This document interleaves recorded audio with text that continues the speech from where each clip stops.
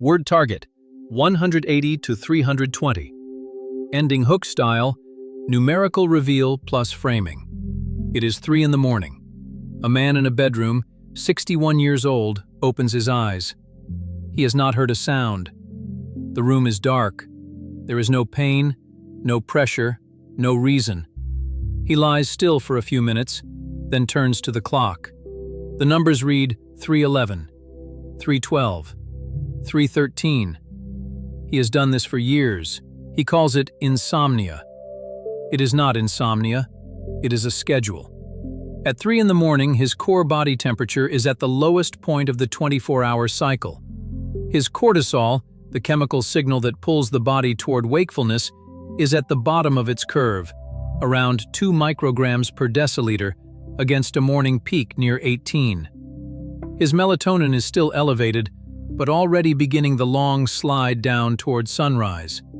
His glymphatic system, a network of channels around the brain that flush waste, is open and moving fluid at roughly twice the rate it does during the day. Every organ in the body is doing exactly what the schedule says it should be doing.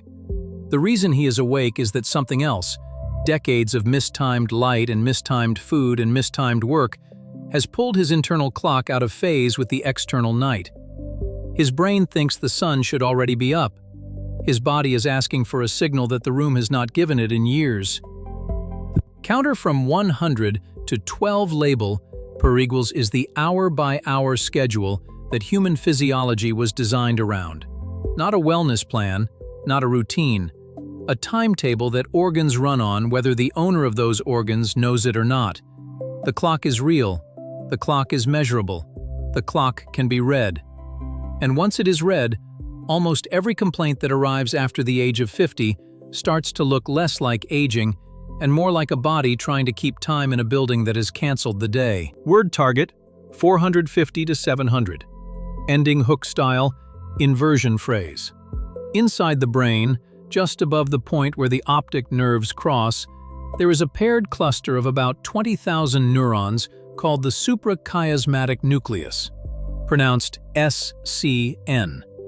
It sits on top of the optic chiasm because it needs the light. That is its job. Every cell in the human body, every liver cell, every kidney cell, every muscle fiber contains its own molecular clock running on a roughly 24-hour cycle. The SCN is the one that tells the others what time it is. It does this by reading a single signal. Blue wavelength light hitting a specialized class of cells in the retina called intrinsically photosensitive retinal ganglion cells. These cells do not produce vision. They produce time.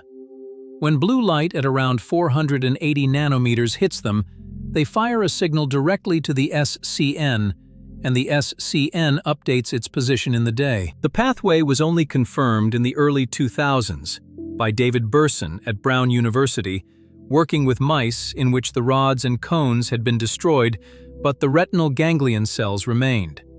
The animals were blind in the conventional sense. Their circadian rhythms continued to entrain to the light cycle perfectly. The body, it turned out, sees time with cells that do not see anything else. In 1965, the German physiologist Jürgen Aschoff sealed volunteers inside a bunker outside Munich, blocked all external time cues, and let their bodies run free. He found something that should be obvious but is not. The human circadian period, without sunlight, is not 24 hours. It is approximately 24 hours and 12 minutes. Every day, without a daily light correction, the body drifts 12 minutes later. After a week, the body is wrong by an hour and a half. After a month, wrong by 6 hours. After 3 months, the subjects in the bunker were sleeping through what should have been afternoon and eating breakfast at what the outside world called midnight. Minutes the body drifts per day without sunlight. This drift is corrected by one thing: bright light at the eyes shortly after waking. In 1986, Charles Czeisler and his group at Harvard, writing in the journal Science, showed that exposure to bright light could shift the human pacemaker by hours within days. By 1989, in the journal Science, they had mapped the response curve. The body's clock is not a metaphor. It is a tunable oscillator with a measurable phase response. Roughly 30 to 60 minutes after the eyes open, a healthy human system fires what is called the cortisol awakening response. Cortisol rises by 50 to 60% above the baseline that was already climbing through the last hours of sleep. This is not stress. This is the chemical version of standing up. Within 90 minutes of that rise, alertness peaks. Body temperature climbs through the morning. Reaction time, vocabulary access, working memory, all are at their daily best between roughly 9 and noon. By early afternoon, around 2 o'clock, a different system takes over. A natural dip in core temperature and a small pulse of adenosine combine to produce what is, in evolutionary terms, the second sleep window of the day. In cultures that retain a midday rest, people lie down here for 20 minutes. In cultures that do not, people drink coffee and feel that something is wrong with them. Late afternoon brings the peak of muscular power output, grip strength, anaerobic capacity, reaction time for trained movement, all measurable, all peak between 4 and 6 in the evening. Body temperature is at its daily high. Cardiovascular performance is best. This is not training advice. This is physiology. The afternoon athlete who runs faster than the morning athlete is not better trained. The athlete is better timed. Sometime after sunset, when blue light at the eyes drops below a threshold that the SCN reads as evening, the pineal gland begins releasing melatonin. Melatonin is not a sleeping pill. It is a signal. It tells every organ that the dark phase has begun. Digestion slows. Core temperature begins to fall by roughly 1 degree Fahrenheit between bedtime and the lowest point near 3 in the morning. Growth hormone pulses out of the pituitary in the first slow-wave sleep cycle.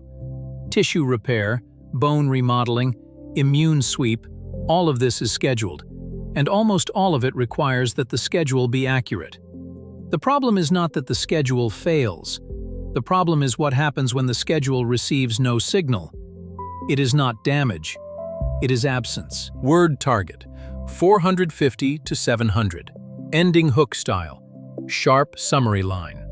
The system was calibrated over roughly 200,000 years against one environment, the open sky.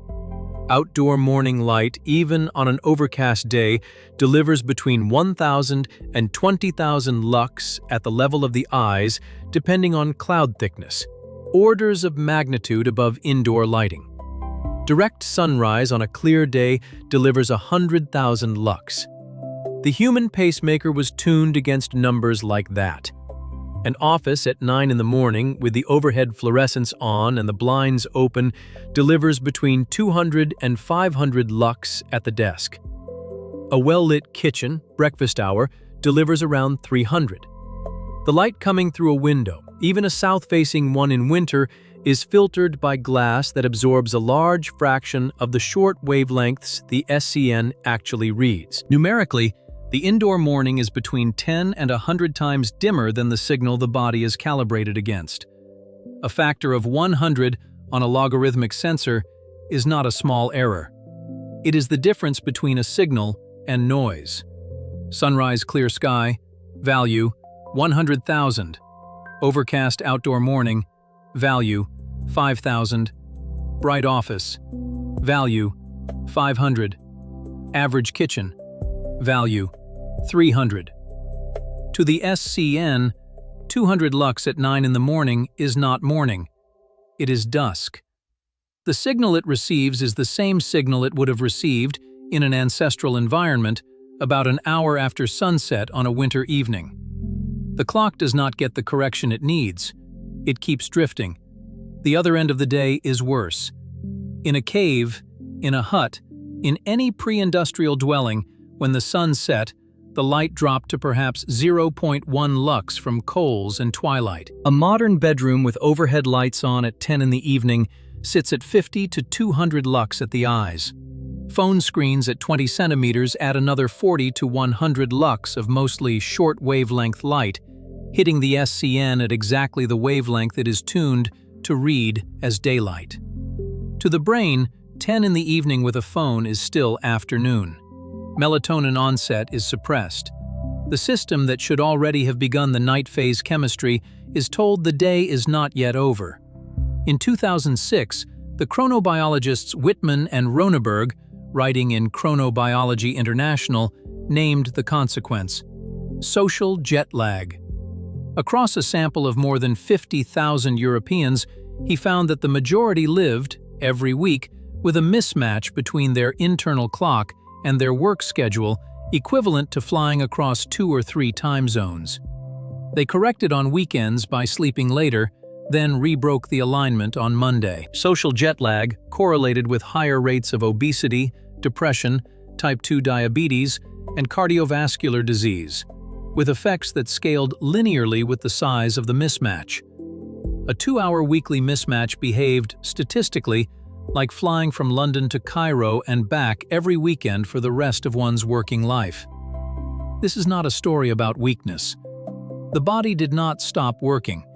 It is doing exactly what it was designed to do, in an environment that no longer provides the signal it was designed to read. The midday dip is met with caffeine. The evening signal is overridden with ceiling light. The morning signal is bypassed entirely by waking in a dim room and going straight to a phone. The body still keeps its schedule, but the schedule is now running on whatever weak, scrambled signal the building gives it. The clock is doing arithmetic on noise. There is one more dimension to the ancestral environment that the modern dwelling removes, and it is not light. It is temperature. Outdoor air at midnight is colder than outdoor air at noon. Skin sensors track that difference. The drop in skin temperature is one of the signals that initiates the evening descent in core temperature, which is itself a precondition for sleep onset. A house held at the same temperature day and night cancels this signal too. The schedule has multiple inputs. The modern building defeats most of them. Caves provided dark. Floors provided cold. The sun provided time. Ceilings provide twilight. Indoor air provides the same temperature at midnight as at noon. And the schedule, deprived of all three, runs free. Word target, 300 to 540. Ending hook style, stakes statement. After roughly the age of 45, the system that reads the signal begins to lose resolution. 2 things happen, and both are measurable.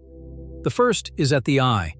The lens of a 60-year-old transmits less than half the short wavelength light that the lens of a 20-year-old transmits. The same outdoor morning that delivers 10,000 lux of blue-rich light to a young retina delivers around 4,000 to an older one. The signal at the SCN is dimmer not because the world has dimmed, but because the optical filter on the front of the system has yellowed. By the age of 70, the lens has lost roughly 75% of its short wavelength transmission. The retinal ganglion cells that read time are receiving a fraction of the input they were designed to receive, even when the person is standing in the same sunlight. The second is at the SCN itself. The cluster of pacemaker neurons loses cells, loses connections, and produces a smaller amplitude output signal each decade. Hood and Amir, writing in the Journal of Clinical Investigation in 2017, summarized the literature. The circadian amplitude of body temperature, cortisol, and melatonin all flatten with age. The clock still ticks. It ticks more quietly. Melatonin amplitude at age 70.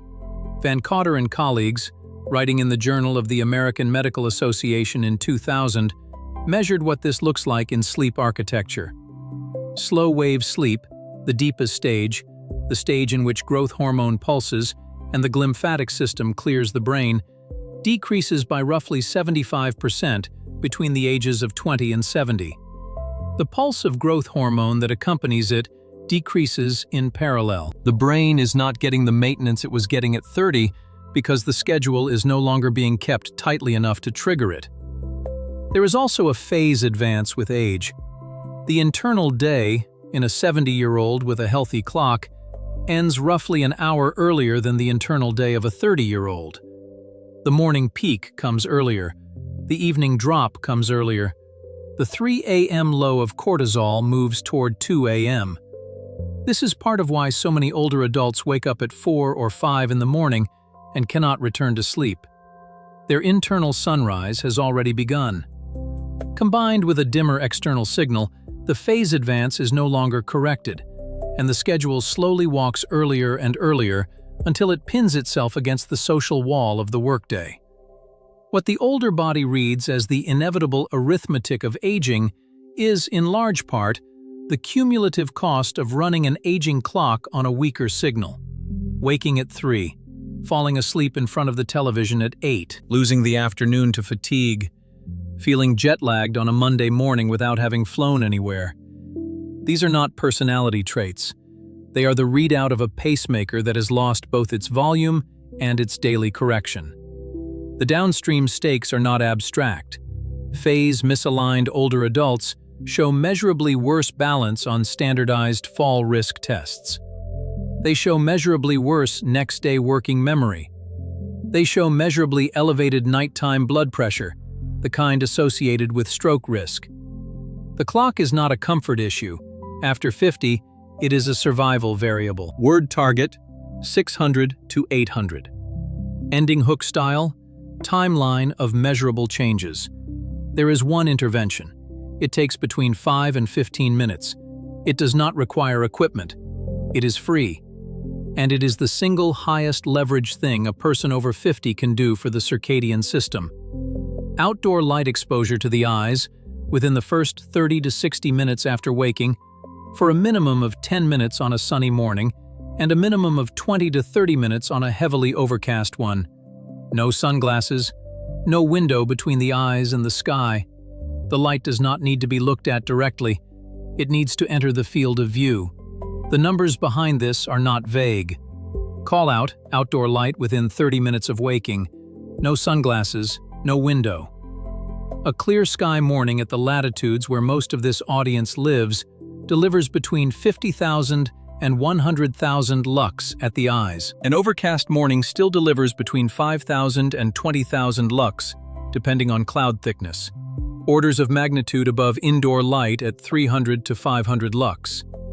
Through a window, even an open one, the same morning delivers around 500 lux at the eyes, because standard window glass absorbs roughly half of the short wavelengths the SCN reads.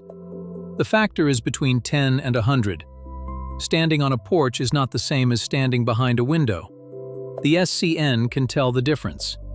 What the SCN does with that signal has been mapped.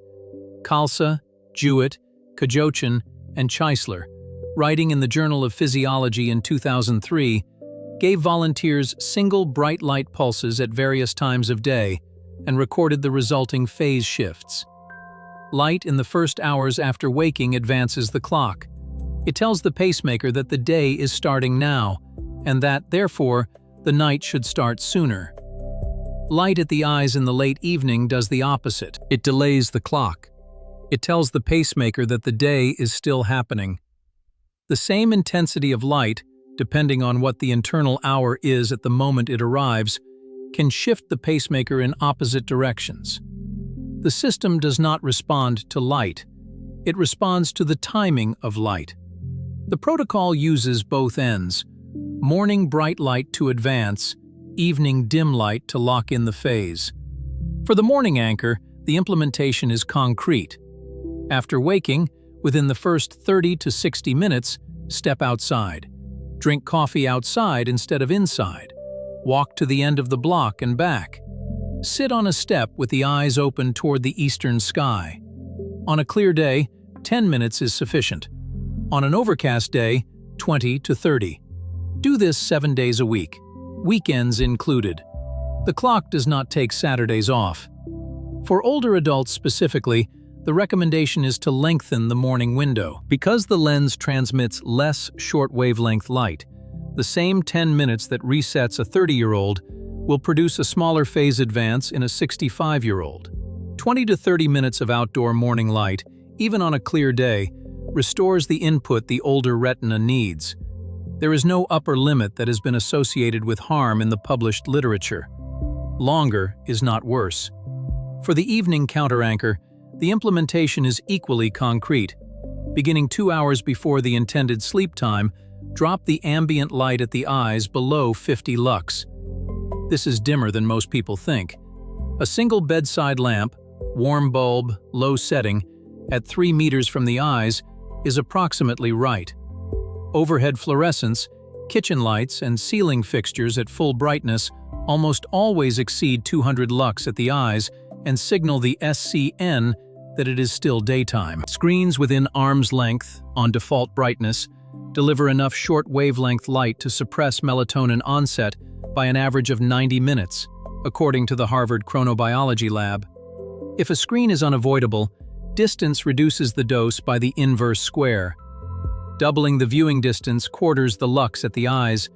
The timeline of measurable change is short.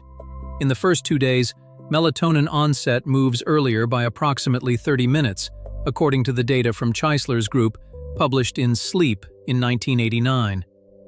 Within 1 week, the cortisol awakening response begins to align more cleanly with the actual wake time, and morning alertness becomes noticeable within the first 15 minutes of getting up, rather than the first hour. Within 2 weeks, the full phase shift is in place. Sleep onset latency, the time between lying down and falling asleep, typically drops by 10 to 20 minutes.